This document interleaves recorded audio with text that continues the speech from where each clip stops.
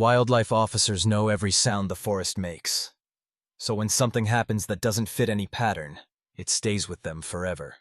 Story 1. The thing about working fish and wildlife in the deep sections of the Cascade Range is that you become an expert in reality.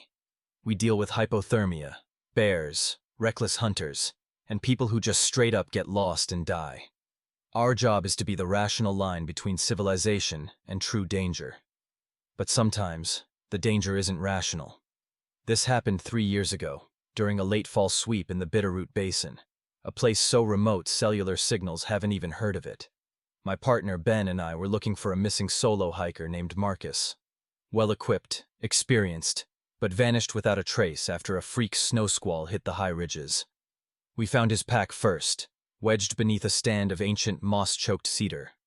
Everything was still inside: food, keys, even his satellite phone, charging indicator blinking.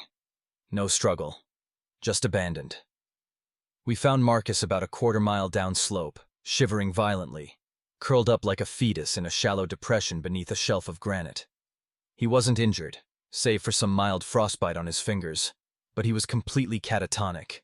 His eyes were wide open, looking past us, fixed on the canopy above. We got him loaded onto the sled, wrapping him in thermal blankets. As Ben administered IV fluids, I checked the area. I was looking for signs of what scared him: a bear den, a washout, anything. That's when I saw the tracks. Marcus had been wandering in circles around the depression before he collapsed. But the prints weren't panicked. They were slow, deliberate, almost dancing. And there were long, dragging scrapes beside them, not like a broken leg, but like someone was carrying a long, heavy pole, or dragging their hand on the ground for balance. The strange thing: Marcus's boots were size 10, perfectly normal. But overlapping his tracks, sometimes stepping directly into them, were prints that were slightly too large, too elongated, almost skeletal in the way the toe depressions looked. And they only appeared when Marcus was moving in circles. When he collapsed, the other tracks vanished into the thick undergrowth. It was like they were guiding him.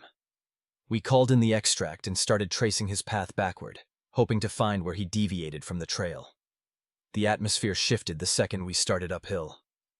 The Bitterroot Basin is never silent. There's always the rush of water, the wind through the pines, the shriek of a hawk. But this area was dead. The silence was thick and oppressive, the kind that makes your ears ring. We followed the dancing tracks for a mile through brush that should have torn his clothes, until we reached a point where the trail dropped sharply down toward a hidden spring. And that's where we smelled it. It wasn't decaying meat, though it was close. It was metallic and sour, like ozone mixed with old, stale blood. And then we heard the sound. It was muffled, coming from the shadowed valley below us. It sounded exactly like the crack of a dry spruce falling and hitting the earth. A normal, everyday forest noise. But it was impossible. The sound was too close, too flat, and the air was still. There was nothing to knock over, and the echo was wrong. It wasn't a sound. It was a perfect imitation of a sound. Ben froze solid. He's a former Marine. I've seen him face down a charging bull moose without flinching. But he gripped his rifle so hard his knuckles were white. "We need to go, Ethan. Now," he whispered, his voice dry. I looked down into the dark bowl of the valley. The fog was pooling low and slow. In the deepest part of the shadow, I saw movement. Not the sway of branches, but a shift in the density of the darkness itself. Slow, deliberate, unnaturally large. It felt like something was trying to figure out if we were worth the effort. We didn't stay to investigate. We didn't even radio in the coordinates properly. We just ran, leaving the tracking exercise unfinished, breaking every protocol we had. Marcus didn't die. Medics stabilized him, but he never really came back. He sits in a care facility now, always staring at the ceiling, sometimes trying to point faintly upwards, towards the sky, toward the canopy, toward that place in the Bitterroot Basin where the forest learned to perfectly mimic the sound of destruction. We filed the report as severe exposure leading to psychotic break. Ben and I never talk about what we heard or what we smelled, but we both know. Marcus wasn't lost. He was found by something that lives in the silence, and whatever it was, it showed him things he couldn't unsee. And we sure as hell don't do patrols in the Bitterroot Basin anymore. Not after dark. Story 2. Alright, so this one still gives me the shivers, even years later. My partner Mark and I have seen a lot of weird stuff out there. This job takes you to some truly forgotten corners of the wilderness, places most people wouldn't even know exist. We've handled everything from massive cougar attacks to illegal trapping operations. But what we encountered deep in the old-growth forest of Section 12, that wasn't any animal, and it wasn't any human. It was mid-autumn, the air crisp, leaves carpeted so thick you could barely hear your own footsteps off-trail. We were on a routine patrol, checking for signs of an elusive, protected bobcat population, and perhaps some overdue maintenance on an old trail camera. This particular section was remote, a good 15-mile hike from the nearest forest road. Ancient trees so tall they blocked out most of the sun, even at midday. The silence out there could be deafening, broken only by the rustle of our gear or the distant cry of a hawk. That first day, it was just quiet. Too quiet. Even the usual forest sounds, squirrels chattering, birds singing, were muted, like the forest was holding its breath. Then we started noticing things. Small things at first. Neatly stacked piles of smooth, river-worn stones, maybe 3 or 4 high, balanced perfectly, sometimes at the base of a particularly old tree, sometimes just in the middle of a clear patch of moss. Not cairns for navigation, these were like offerings, or markers, but for what? We'd kick them over, feeling a prickle of unease, and keep moving. Later, as dusk began to fall, painting the canopy in long, dark shadows, we heard it. A sound that made the hairs on my neck stand up. Not a howl, not a growl. It was a low, mournful wail, long and drawn out, like someone weeping in pure agony, but stretched far beyond human lung capacity. It echoed through the valleys, chilling us to the bone. "What in God's name was that?" Mark whispered, his hand already on his sidearm. I shook my head, my own heart hammering. We rationalized it as wind through a hollow log, or a distant animal, but neither of us believed it. We set up camp that night, a fire crackling, trying to shake off the dread. But the wails started again after midnight, closer this time, circling our camp, always just beyond the range of our headlamps. They sounded intelligent, like they were testing us. And then came the footsteps, heavy, deliberate steps, circling the perimeter of our camp, crunching leaves, snapping twigs. But whenever we pointed a light, there was nothing. No eyes shining back, no silhouette.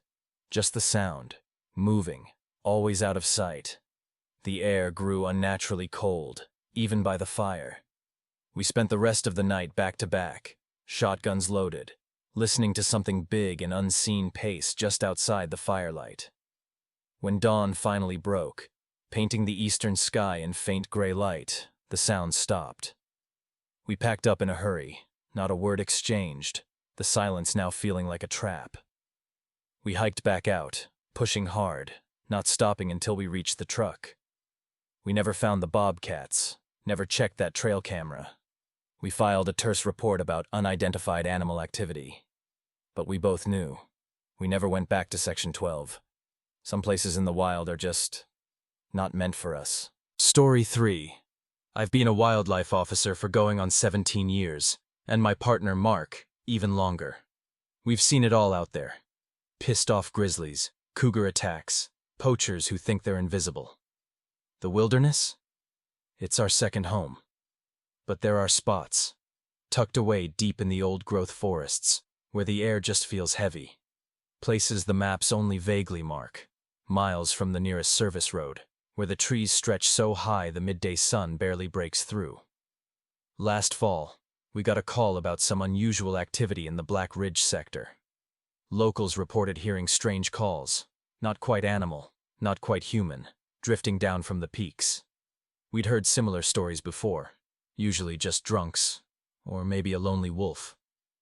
But the way they described it, it was different. The first 2 days were normal. Cold, damp, the scent of pine and wet earth. We checked trail cameras, looked for signs of anything out of place. Nothing. But the silence, especially at night around the campfire, was unnerving. Not just quiet, but a dead silence. Even the crickets were gone. And sometimes, usually when Mark and I were separated by a clearing, I'd get this distinct feeling of being watched. Not like an animal, more deliberate. Like something was just observing. Mark said he felt it too. Made the hairs on your neck stand up. On the third morning, things took a turn.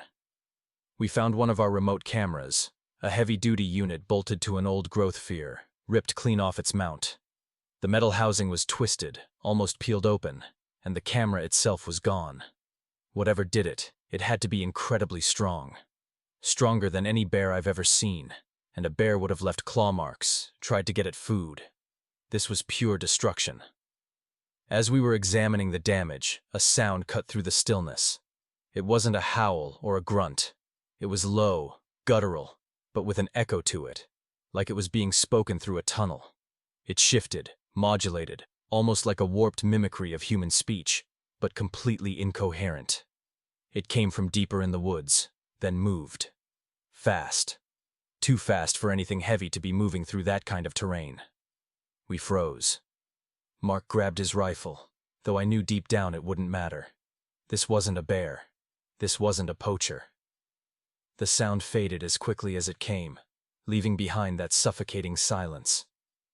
We exchanged a look, and I saw the same fear in his eyes that was in mine. Professionals, used to danger. But this was different. We packed up, fast. Didn't say much. But as we hiked out, I kept glancing over my shoulder.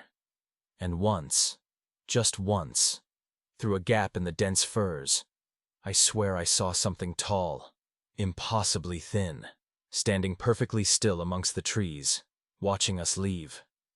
No reflection of light from eyes, just a darker shadow against the shadows. We never filed a detailed report on that trip. Just called it equipment failure and unusual animal activity. Some things you just don't talk about. Some places you just leave alone. Because sometimes, out there in the deep woods, you get the distinct feeling that you are the intruder, and whatever calls those ancient trees home, it really doesn't like visitors.